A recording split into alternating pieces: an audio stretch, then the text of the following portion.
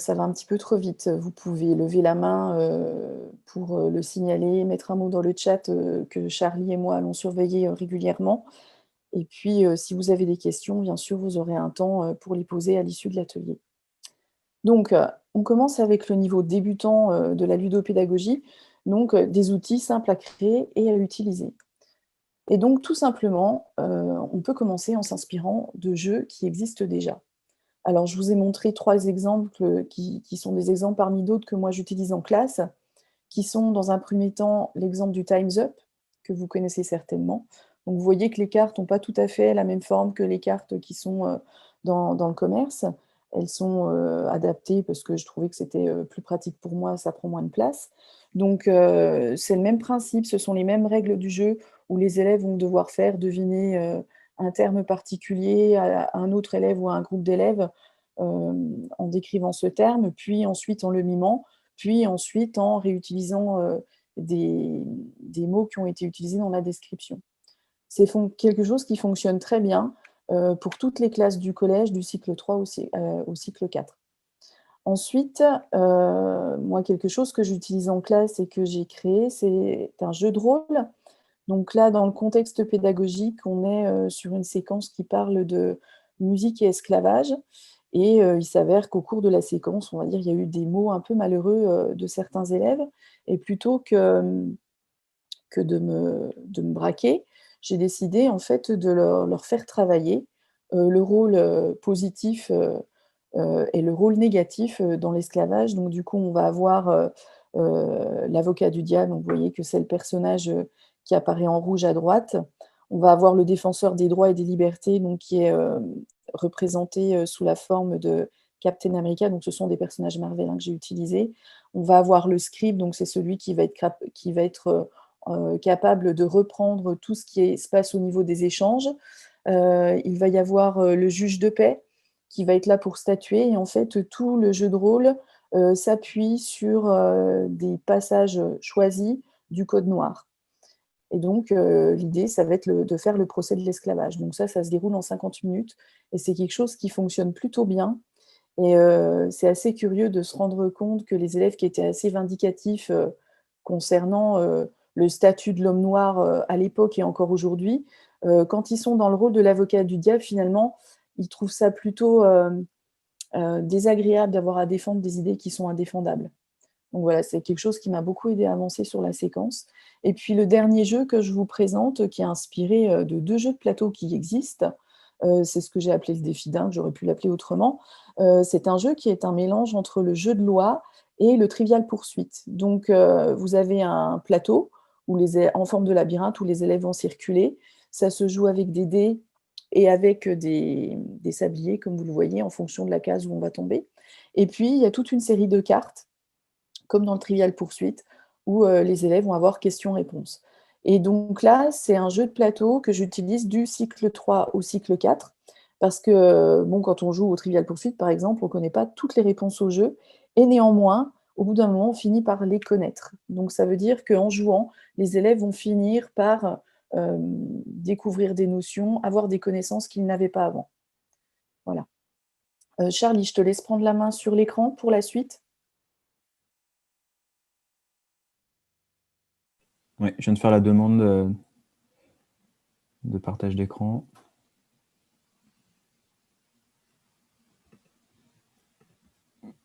Alors, il me dit que je peux prendre le contrôle et j'y arrive pas.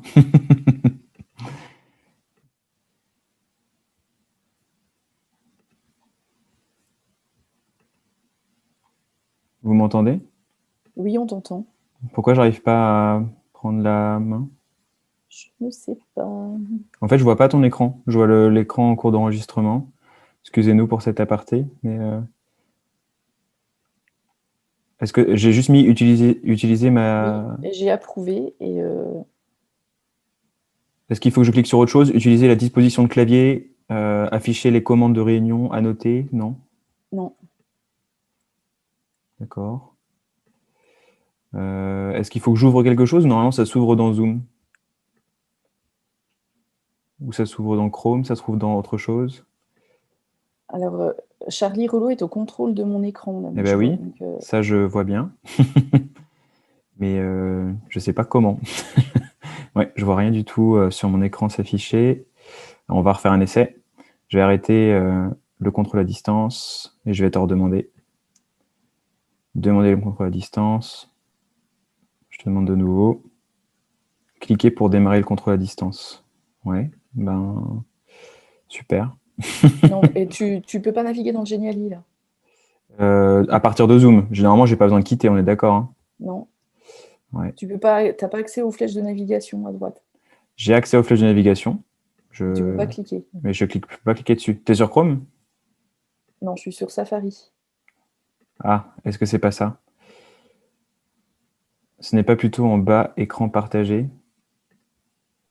Alors, en fait, j'ai plus accès aux commandes du bas. Donc, Bon, je te propose que je vais faire défiler le ouais, Geniali, on va faire comme histoire ça. qu'on ne perde pas trop de temps, parce Pas de que souci, pas de voilà. souci. On fera des tests. Oui, parce que j'arrive encore, mon écran est en pause, mais j'arrive encore à naviguer, donc il y a un souci. Vas-y. Du coup, faut que tu passes. Euh, Bah, je viens de passer là. Ah oui, donc en fait, c'est qu'il y a un souci. Moi, je vois toujours Time's Up, jeu de rôle et jeu de plateau. Je sais pas ce qu'il en est pour les autres. On va Bon, voir alors si attends, ça y est, je viens de reprendre la main. D'accord. Donc là, tu vois, jeu des 7 familles. Ouais. Ok. Ouais. Donc moi, j'ai mis en place aussi donc certains jeux que vous connaissez déjà, qui sont ce qu'on peut appeler des classiques, et que j'ai réadapté pour les langues. Donc moi, ça concerne l'anglais, mais ça pourrait concerner l'espagnol, le français ou bien d'autres matières. Donc par exemple, si je prends le jeu des sept familles, donc, si tu peux cliquer dessus, par exemple, ici sur le super. Donc sur le jeu des sept familles, par exemple, c'est un jeu où il y a des cartes et il faut demander à l'élève. Enfin, les élèves sont en groupe, ils ont des cartes, comme vous le savez, et le but c'est d'avoir sept ingrédients pour des recettes. Parce que là, du coup, c'était sur une séquence nourriture aux États-Unis, et il fallait avoir donc plusieurs ingrédients pour former une recette. La bataille navale ici, donc là c'est une étiquette, je crois qu'on l'a vu tout à l'heure. Ici c'est la bataille navale sur la météo. Donc il fallait poser des questions, par exemple, Is it sunny in Birmingham? Et il fallait dire No, it's not ou Yes, it is. Voilà, donc on a des interactions qui sont créées. Donc les élèves pouvaient poser leur bateau sur la grille et donc ça a transformé cette activité qu'on connaît tous en activité ludo-pédagogique. Le qui est, c'est exactement la même chose. On a pu revoir des choses comme la description physique. Ici, c'était sur le thème d'Harry Potter. Donc, ils devaient se poser des questions entre eux. Donc là, en fait, pourquoi j'utilise ces jeux-là? Vous l'avez remarqué sur les 3 exemples, en tout cas, que je viens de vous donner. Il s'agit quand même de mettre en place des activités en interaction et qui sont spontanées. C'est-à-dire qu'on n'a pas de feuille, on ne peut pas juste utiliser un script. Il faut poser des questions avec les éléments qu'on vient de voir en classe. Et ils peuvent avoir des aides, ça peut être différencié de différentes manières. Ici, en tout cas, ils avaient tous les deux, donc les deux élèves face à face, avaient tous les deux donc cette grille. Il fallait essayer de deviner quel personnage c'était. En ce qui concerne le jeu du serpent, que vous connaissez aussi probablement, alors là, je crois que c'est là, on peut cliquer dessus, je crois. Là, il s'agit d'un jeu aussi que vous connaissez. Donc, si on arrive sur la tête du serpent, il faut descendre. Si on tombe sur une échelle, on peut monter. Ici aussi, donc, on a des élèves qui sont donc à plusieurs, des groupes de 3 ou de 4, et qui vont pouvoir avancer sur le plateau jusqu'à la case finale. Bon, il n'y a pas trop de choix, hein, on est obligé de suivre ce que nous dit le dé, c'est un petit peu le hasard. Et ici, par exemple, il fallait transformer des phrases qui sont à la voix active en des phrases à la voix passive. Donc, ce qui est intéressant dans ces jeux-là, c'est qu'on peut très bien les mettre en place d'abord et les élèves sont joueurs. Et ensuite, on peut leur donner une grille vierge pour qu'ils essaient eux aussi de créer leur jeu et que les autres puissent jouer par la suite. C'est ça qui peut être intéressant et qui peut rendre les élèves un petit peu acteurs et leur faire créer des jeux, ça les motive vraiment en fait. Voilà. Et le Morpion, donc c'est un jeu à la base qui est un jeu avec seulement des ronds et des croix. Ici, je l'ai transformé en Morpion de prononciation. Donc ça c'est pareil, ça peut servir pour les langues aussi, ça sert en maths, ça sert vraiment un petit peu en tout. Ici par exemple, si ils me disent brave correctement, l'équipe croix peut poser sa croix. S'ils le disent incorrectement, dans ces cas-là, c'est à l'équipe adverse. Donc voilà comment un petit peu on peut utiliser un jeu et le détourner de manière, enfin, une activité, pardon, sérieuse de base ou un jeu et le transformer soit en activité sérieuse, soit en activité ludique. Voilà, pour ce qui est de ces activités-là en tout cas.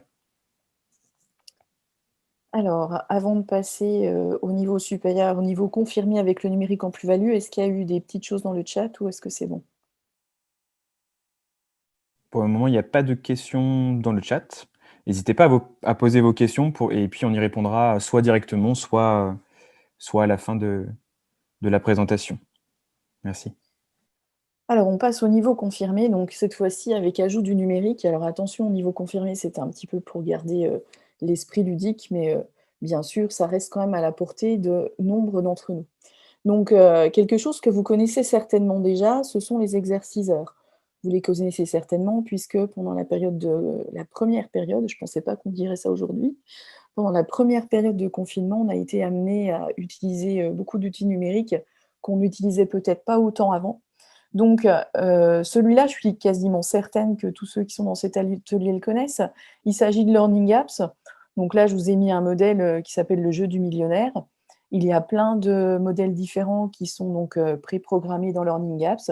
Il suffit de choisir, le modèle qui vous convient et ensuite vous n'avez plus qu'à adapter le contenu. Donc c'est vraiment très simple d'utilisation. Tout ce que je vous propose là, ce sont des choses où il faut simplement créer un compte. L'avantage de Learning Apps, c'est que c'est une application qui est entièrement gratuite. Donc ça, c'est plutôt positif.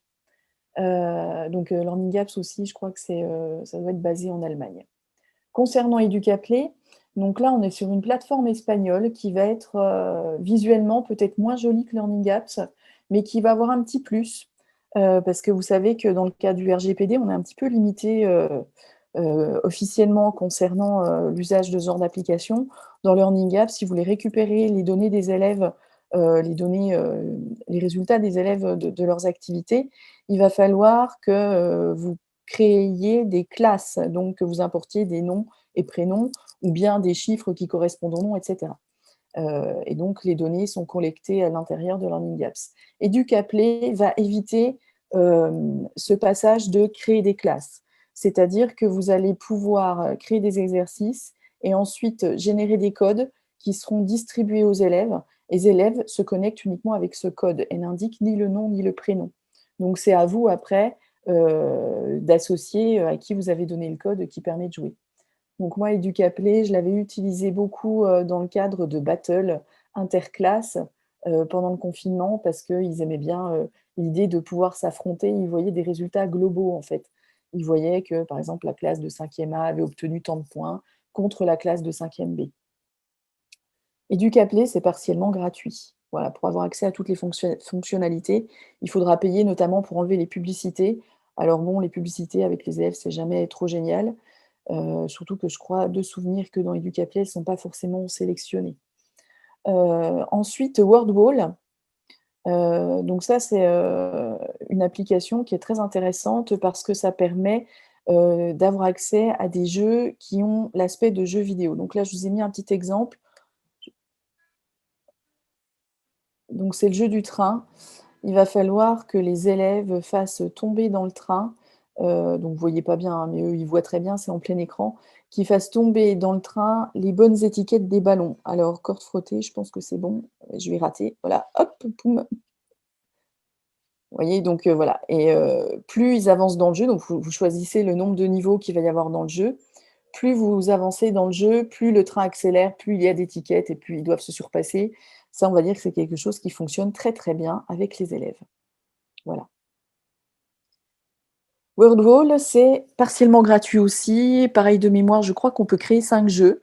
Mais bon, après, c'est comme avec Padlet, on peut avoir plein d'adresses mail et créer plein de comptes sur WordWall pour pouvoir partager avec les élèves, davantage de jeux. Un jeu qui est sympa aussi sur cette plateforme, c'est le jeu, du tape-taupe, où ils doivent, taper, sur des taupes qui apparaissent avec des étiquettes et donc il va falloir raccrocher, les étiquettes à des familles qu'on a prédéfinies. Alors, avec le numérique toujours, tout ce qui va être quiz, ou questions à choix multiples. Donc un que vous connaissez peut-être, qui peut pas se pratiquer à distance, mais en tout cas qui fonctionne très bien en classe. Par contre, qui est pas très RGPD, c'est Plickers. Donc là, je vous ai mis mes élèves, dans la présentation. Donc ils présentent, une carte, qui est orientée, sur A, B, C ou D. À l'écran, je leur projette en direct, des questions et en fait, ils tournent la carte en fonction de la bonne réponse et en temps direct, je récupère les résultats des élèves. Donc ça permet une correction immédiate, une remédiation et en fait, on peut aussi, s'en servir comme, évaluation formative. C'est-à-dire qu'on n'est pas obligé de faire du sommatif systématiquement avec Plickers. Voilà. Donc ce qui est plutôt pas mal, c'est que d'un point de vue numérique, il faut simplement que le prof ait à sa disposition un téléphone portable connecté à internet qui lui permette de scanner les cartes, puisque ça se fait avec le téléphone portable. Quelque chose qui fonctionne pas mal aussi, que je n'ai pas cité là, c'est QCM Cam, qui fonctionne à peu près de la même façon. Plickers est toujours gratuit à condition où l'on ne crée pas de set, parce qu'on est limité dans le nombre de sets de questions.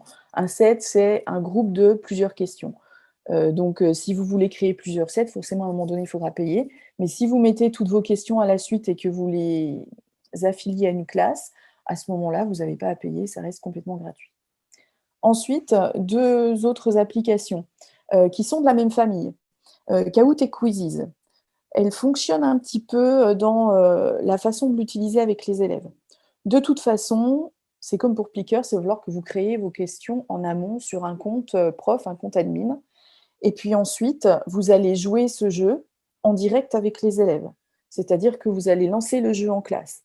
Dans Kahoot, les élèves vont se connecter avec un code et puis, s'affiche à l'écran dans la salle la question avec les couleurs que vous voyez, le rouge, le bleu, le jaune et le vert et sur l'outil numérique qu'ils ont en classe, soit tablette, soit leur téléphone portable, si vous avez le droit de les utiliser en classe, ils vont devoir sélectionner la bonne réponse. Mais sur leur outil à eux, n'apparaît pas la question. C'est en ça que moi je préfère Quizzes quand je l'utilise en classe, parce qu'en classe, une fois qu'ils ont rejoint le jeu, ils vont avoir à la fois la question et les réponses en dessous. Il leur reste juste à sélectionner les bonnes réponses. Où j'ai beaucoup utilisé Kahoot pendant le confinement, c'est que j'ai proposé à nouveau aux élèves de faire des battles, c'est-à-dire que je leur ai lancé des défis à distance et donc c'était les équipes qui avaient gagné le plus de points qui gagnaient des choses virtuelles comme un morceau de musique que je partageais avec eux, des petites choses comme ça. Voilà, ça c'est des choses qui fonctionnent très, très bien, qui ont vraiment un aspect très ludique, pour les élèves et vous voyez que là, on n'est vraiment pas dans la fabrication, hein. On utilise vraiment un contexte ludique pour, faire passer, des notions qu'on a abordées en classe. Alors, si on passe à la suite, je vais laisser la parole à Charlie qui va vous parler d'H5P, de Geniali et de EDpuzzle. Oui, alors, Geniali, je pense on va faire un petit peu le tour aussi. Alors aujourd'hui, on va en parler un petit peu aussi dans les usages pédagogiques à 16 heures, si je ne me trompe pas. Donc Geniali, c'est un outil qui va vous permettre non seulement de créer des présentations interactives, donc on va dire que c'est son utilisation de base. La plateforme a été présentée comme ça. Et puis ensuite, finalement, les enseignants ont un petit peu changé la façon de l'utiliser et on a pu avoir la possibilité de créer des jeux sérieux aussi sur Geniali. Des escape games, des chasses au trésor, des histoires dont vous êtes le héros. Les utilisations sont nombreuses et en fait, la créativité des enseignants, c'est beaucoup aussi, ils l'ont beaucoup montré pendant la période de confinement de mars où il y a eu de nombreux outils qui sont sortis et des extensions par le collectif Escape. Et donc, Geniali va permettre de créer des jeux avec du feedback, va permettre de créer des situations qui sont proches du réel. Et donc, tout ça, ça fait de Geniali un outil très puissant.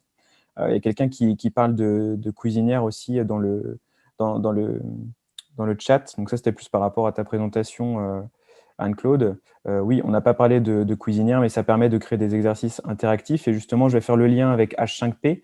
H5P, en fait, ça permet de créer des quiz. Nous, par exemple, on peut en intégrer dans l'ENT avec suivi des élèves.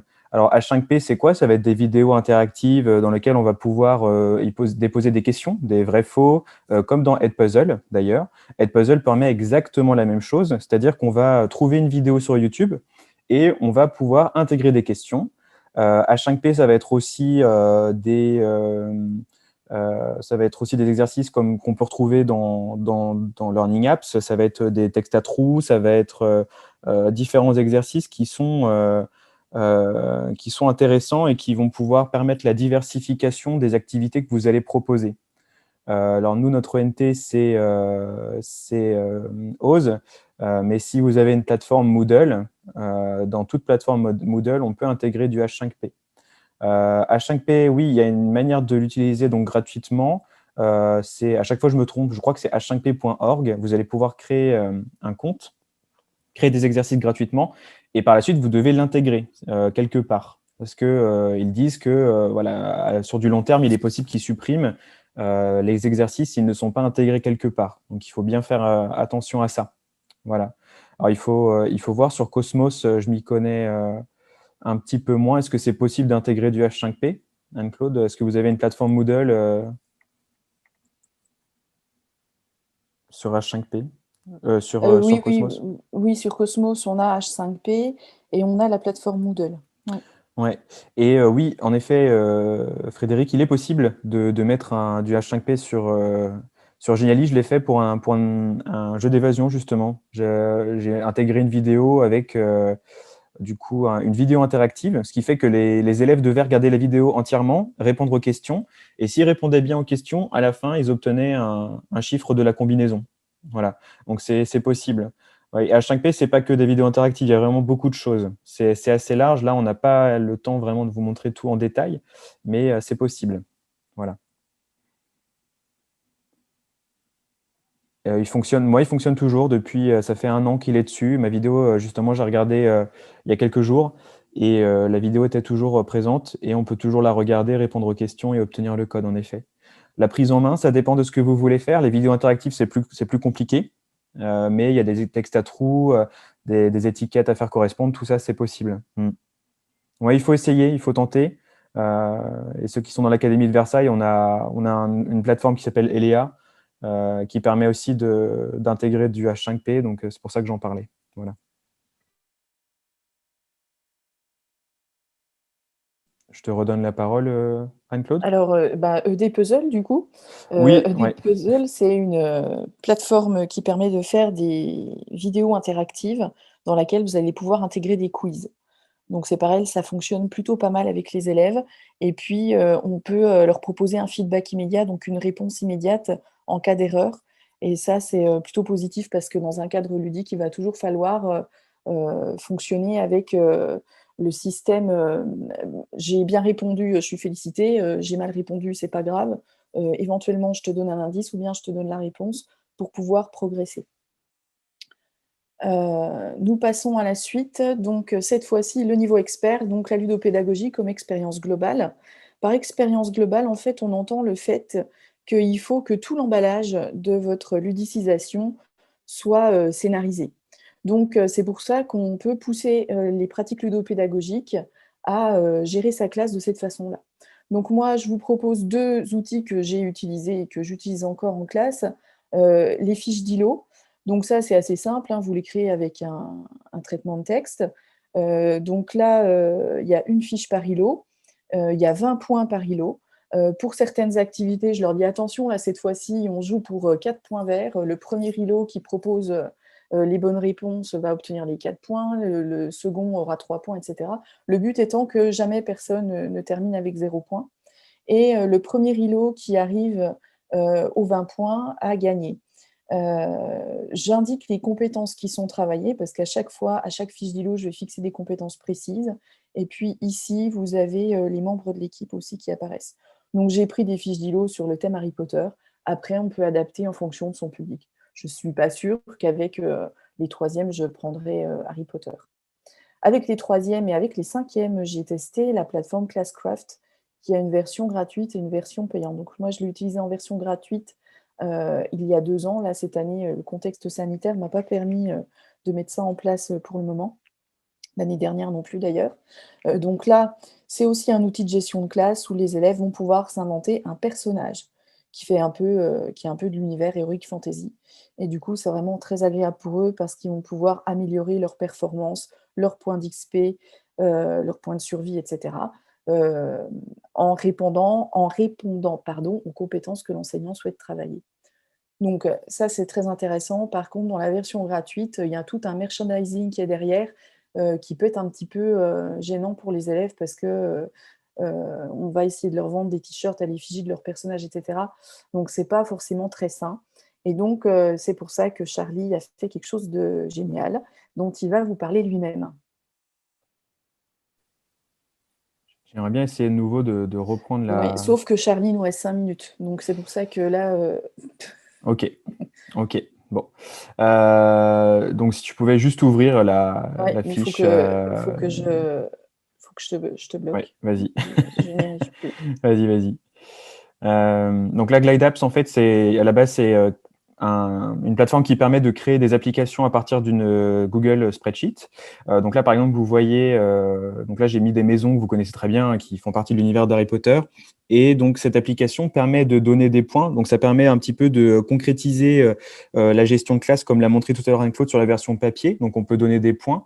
Là, si tu descends un petit peu, donc là, vous avez, ouais, dans Podium, vu qu'on n'a plus trop le temps, mais je veux juste montrer rapidement. Si tu vas dans Podium et que tu descends, par exemple, si on veut donner des points, donc il est possible de donner des points. En fait, la maison qui est gagnante va se retrouver en haut. La Gryffondor est gagnante parce qu'elle a 60 points. Et Serpentard est au plus bas puisqu'ils ont -5. Vous avez avec donc le détaillé des points au milieu, qui permet en fait pour les élèves de voir pourquoi ils ont gagné des points et pourquoi on leur en a retiré. Donc si on clique sur ici, donc on ne le voit pas parce que ici la raison n'a pas été mentionnée. Et c'est un exemple. Voilà, là par exemple, ils ont gagné 30 points parce qu'ils ont bien participé. Et si on revient dans le podium des maisons et qu'on clique sur Gryffondor par exemple, on va avoir un autre système de ludification ou de gamification ici, puisque j'ai rajouté donc des niveaux, donc des rangs. Donc là, par exemple, le Gryffondor avec 60 points, ils sont bronze et il leur reste 40 points avant de pouvoir atteindre le niveau argent. Donc là, si on va par exemple la partie rang, on va voir que, voilà, donc si quand Gryffondor atteindra 100 points, ils seront au niveau argent. Et le but, bien entendu, c'est d'atteindre le plus haut, d'atteindre le niveau grand maître, je crois. Voilà, donc là, ils font partie tous au début de bronze, et après, vous pouvez ajouter des points. Et j'ai fait plusieurs tutos là-dessus pour vous expliquer un petit peu comment créer justement ces applications. Alors là, c'est pour du niveau 5e, dans 4e d'ailleurs. Là, on va le faire avec les 4e. Il faut juste changer en fait, et on peut rendre les élèves acteurs en leur faisant créer des maisons, en leur faisant créer des blasons, et intégrer ça. C'est ce qu'on compte faire avec la professeure d'art plastique, et les intégrer dans l'application. Je ne m'attarde pas là-dessus parce qu'il nous reste très peu de temps. Mais voilà, en tout cas, pour la partie Glide Apps et gestion de classe, j'aimerais bien en parler un petit peu plus, mais on n'a plus trop le temps. Voilà. Alors ensuite, le niveau boss, donc là, ça va être, l'idée d'adapter sa salle, aux pratiques ludiques que vous mettrez en place. Donc adapter sa salle, là, on a les exemples de Caroline et de moi. Donc c'est-à-dire qu'il va falloir accepter que les élèves ne soient pas forcément assis à des tables, ils vont pouvoir s'asseoir par terre dans des espaces dédiés. Donc là, Caroline, elle visualise les espaces avec des affichages, sur le mur.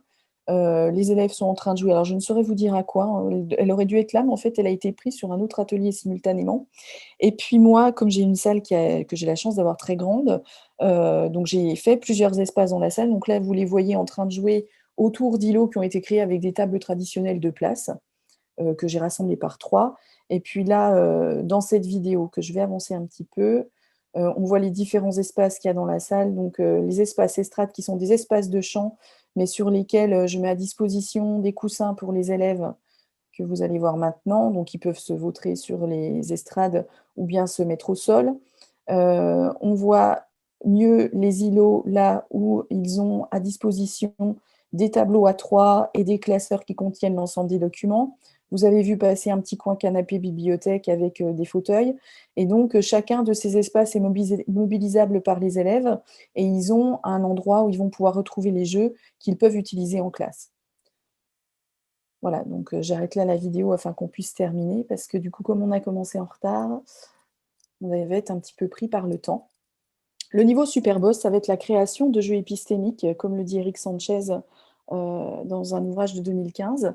Et donc là, ça va être, c'est vrai, quelque chose d'un petit peu plus complexe à élaborer parce qu'il va falloir partir de ses compétences pour, réussir à créer quelque chose de ludique.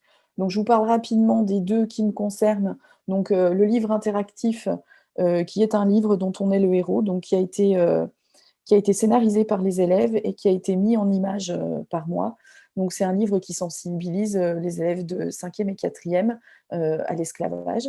Et puis la dystopie qui s'appelle La Belle Verte a été créée pour l'ensemble des élèves et les parents d'élèves pendant la période de continuité pédagogique entre mars et juin.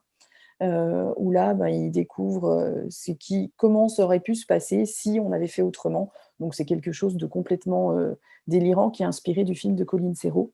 On peut peut-être le dire, Charlie, c'est que cette présentation, elle sera à votre disposition sur le site semperludens.fr. Donc, vous aurez accès à tous les liens qui sont à l'intérieur de la présentation. Charlie, je te laisse présenter Santa's Mission. Oui, alors Santa's Mission, c'est un escape game. Alors là, je crois qu'on est plus sur du jeu sérieux. J'ai repris des codes de l'escape game.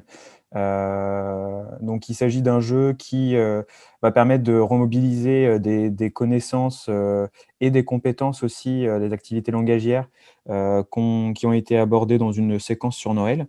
Et avec un petit peu, bien sûr, de fun, parce qu'il ne faut pas oublier que, oui, en effet, dans le jeu sérieux, il y a une fonction utilitaire, mais comme le dit Julian Alvarez, mais il y a aussi normalement un côté divertissement qui est important pour que les élèves qui sont aussi joueurs prennent du plaisir. Il faut un petit peu des deux, une espèce de balance parfaite entre les deux pour que les élèves prennent du plaisir entre le côté sérieux et le côté jeu. Et donc, voilà pour cet escape game-là. J'y reviendrai d'ailleurs si vous venez demain à l'atelier de la Team Ludens aussi. Ce sera moi qui s'appelle Jeux sérieux sur Geniali et l'immersion virtuelle. Donc, n'hésitez pas à venir. Alors, on termine avec une petite bibliographie. Donc, le livre dont je vous parle depuis tout à l'heure, c'est une véritable petite pépite qui est sortie au mois d'octobre, Apprendre en jouant, où vous allez découvrir plein de notions théoriques sur le jeu. Et bon, dans cette édition-là, chez Retz, moi, ce que j'aime beaucoup, c'est l'histoire du mythe et de la réalité. Et donc, effectivement, à chaque fois, Margarida et Eric déconstruisent les mythes que l'on a autour de la ludicisation. Ensuite, un livre qui est un petit peu moins récent, mais qui est très bien aussi à lire et qui est assez rapide à lire, c'est un livre de Julian Alvarez, de Damien Djaouti et d'Olivier Rampenou qui s'appelle Apprendre avec les Serious Games. Et donc là, vous allez être plutôt dans l'univers, on va dire, du jeu vidéo. Voilà, du jeu vidéo pour apprendre, hein, donc le Learning Games. Ensuite, le livre un peu plus philosophique sur le jeu de Huizinga qui s'appelle Homo Ludens, l'essai sur la fonction sociale du jeu, qui est un petit peu notre livre fétiche, hein, qui nous a inspiré un peu sur le nom de notre collectif et du site. Et enfin, une création de la team Ludens qui s'appelle Les Petits Cahiers Ludens. Le premier numéro est sorti il y a quelques semaines maintenant, où nous invitons des chercheurs à s'exprimer sur le jeu, sur leur création. Vous allez trouver plein de petites astuces concernant les pratiques ludopédagogiques en classe. Voilà, donc on vous invite à le feuilleter. Il est aussi hébergé sur le site semperludens.fr. Voilà, s'il y a des questions, je pense qu'on peut y répondre pendant 4 ou 5 minutes avant que nous soyons éjectés de la salle. Merci à vous de votre écoute.